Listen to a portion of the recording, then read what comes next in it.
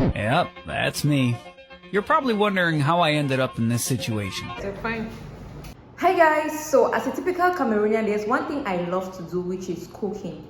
I actually love to cook very difficult Cameroon delicacies because I grew up with my grandparents and they would cook these delicious meals, these heavy delicacies that if you don't have the energy, you cannot cook them. And today I'm going to be cooking what is known as KOKI beans. In Nigeria they call it Moimoi, but in Cameroon we call it KOKI beans. That you just have to use I think there are just three main things you're going to use: the beans, salt, oil, and pepper. And I used to put a little bit of bush pepper to avoid any heartburn for people who have like heartburn when eating dry something.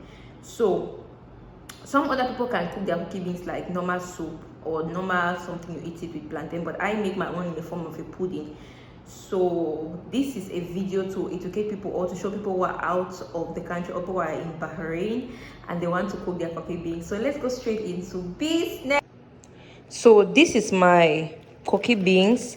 The best way to wash your KOKI beans is that you're going to use your grater, right? So the side where we used to grate our cocoyams, you just be washing it like you'll be doing this, just doing this, but you have to hold this very tight. Okay, you would have to hold your grater very tight and you try to grate it, and you see like the peelings, because you have to peel it all out. So you see the peelings start coming out, and then we are going to do it continuously to get the consistency. Okay, then we will wash it later on and then we'll move to the next process. So you are going to use this part because I was recording with my hand. You're going to use this part where you grater, and you just like, this is after steeping it because I have to steep my own overnight because I want it to be too much. I make it to be high.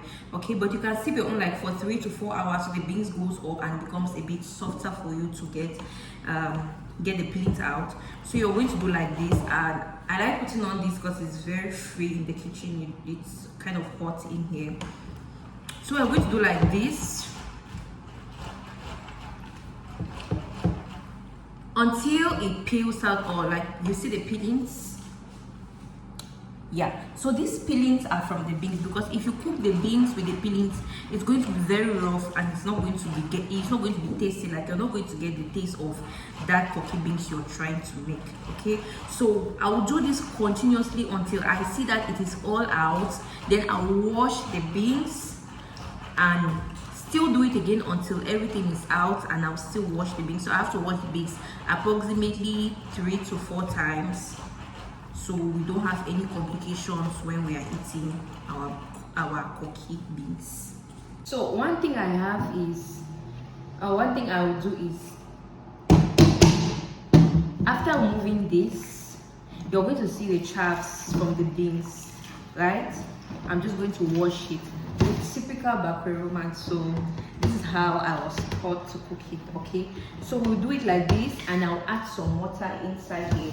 Why am I adding this water? I'm adding this water because I want the chaffs to go up, like they are going to float, right?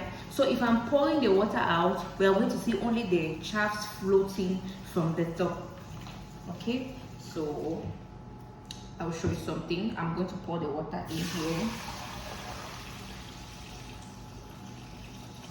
And because in Cameroon we are very cautious about water bill and everything, we will put back the same water here.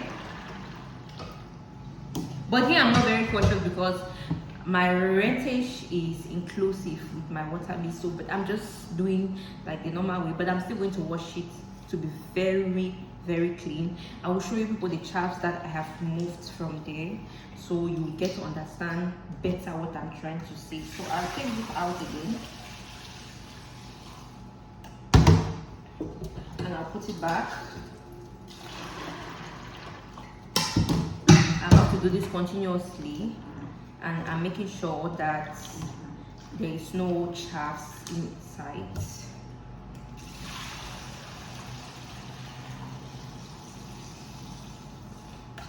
Let me show you chaffs from the beans. So as you can see, this is the chaff from the beans and this is the beans, but it's not out completely, so we are going to use our grater to continue the process. So if you look very keenly, I already washed, but we still have some little bit of this chaffs in there. I'm going to wash again and wash until everything is out, and then I'll show you people how it became. So since I don't have fireside, I'm going to warm my leaf like this. So I always put it this side so that I can see very well what I'm warming, because I want to make the KOKI beans with plantain leaf. Oh, naripe. So I added some dry pepper and salt to put in my KOKI beans. Mind you, the only ingredients you're supposed to use is salt and pepper to give the hotness of the beans. A little bit of water in here to boil. So this is the point where you're mixing your KOKI beans. You have to do with one turning. So if you're going to the left, it should be only the left. If you're going towards the right, it should be only the right side. So after doing this, since I didn't have like the original sticks to tie it, I needed to use plastic, but I wanted to use my plantain leaf to get that flavor. It has a different flavor from making it with plantain leaf and making it with normal leaf. So it's ready, and I'm opening the pot to check. So I made it in 2 different pots because it was a lot. I made, I think, 7 bundles in total to eat. So this is me opening it to see how it's going to be. So it came out perfect, just the way I wanted it. It's not too soft, it's not very hard, it's just how I wanted it. It's just giving out the consistency, the smell, the flavor, and everything that I wanted. And for the taste, it's actually very yummy.